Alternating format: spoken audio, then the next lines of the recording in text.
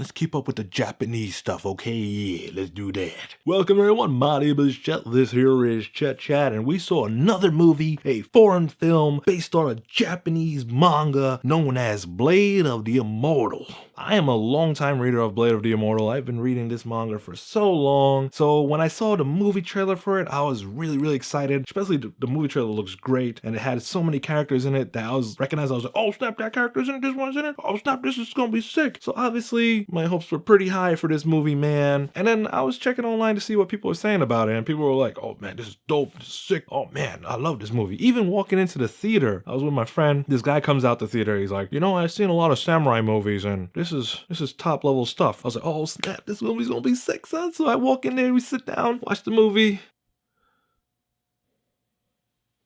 Movie's boring, y'all. Movie's straight up boring. I don't know if I just don't get samurai movies or if I don't watch enough samurai movies. As a person said, samurai movie. I don't know if that's what it's supposed to be, but I'm basing this on a movie based off of a anime or manga franchise. There are so many live action anime, manga franchise movies out. You got Death Note, you got Attack on Titan, you got Kenshin, you got Gantz. There's so many. And usually, like video game movies in America, they're pretty piss poor. But recently they've been getting better. Like the Kenshin movies are pretty good. I'm basing it on the fact that the Kenshin movies are pretty good and maybe they could do something similar in Blade of the Immortal. Unfortunately, that is not the case in this movie. I was trying to watch it not being biased because I read the manga. So I was watching it as a standalone movie, and as a standalone movie, it is suffering from bad movie itis. The beginning of the movie, it pretty much sets up the plot. This character Manji, he was actually protecting this girl and he runs into some thugs. They end up killing the girl and they end up almost killing him before he kills everybody, and this person gives him the ability to become immortal in a sense. And so they flash forwards like 50 years later, and another person gets a close family member killed, and that person wants to get revenge on that person, so that person is too weak to do it, and they find Manji to be that person's bodyguard, and they go on this quest for revenge pretty much.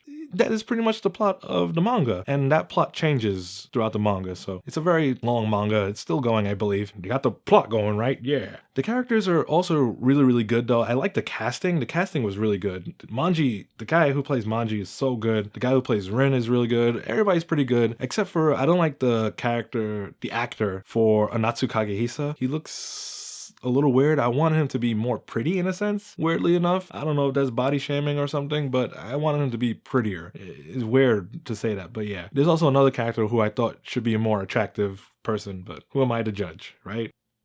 But other than the character dynamic, the storytelling element is really piss poor. It is not good, man. It falls short in my opinion. It definitely gets the story across and it gets the story moving, but the story is so choppy and the pacing is so bad that you kind of like don't really care about the story, and you just see the characters come on the screen and do something and you're like, okay, do that. And there's like one part where the story kind of picks up, but all in all, the story is just told pretty poorly and it's not fun. There's also the fact that the fight scenes that happen between these characters aren't really that great. And this is where judging it on a standalone basis is kind of hard, because I know how those fights are supposed to play out, and they were really cool in the manga. So when I see them on screen play out the way they do, I'm like, that wasn't that good. And I felt like some of the fight scenes didn't need to happen. They just had it because they know that's what happened in the manga. And then the way how they treat certain other characters, it feels forced. It's not organic in my opinion. They ultimately just have like a big old brawl in the ending, and there's no finesse. There's nothing cool about it, nothing interesting, nothing fun. It's just big old fights and sloppy storytelling and boring pacing, and it just doesn't work. It's a big mess, unfortunately. So Blade of the Immortal for me, live action movie, is no good. Should you go watch it? I guess yeah, you should go watch it, even though I'm saying that this movie's kind of boring and whack. Maybe you'll like it. A lot of people like it. Maybe I'm just weird. Maybe I don't understand samurai movies, as the guy said it. I feel like that's racist. Samurai movie. But yeah,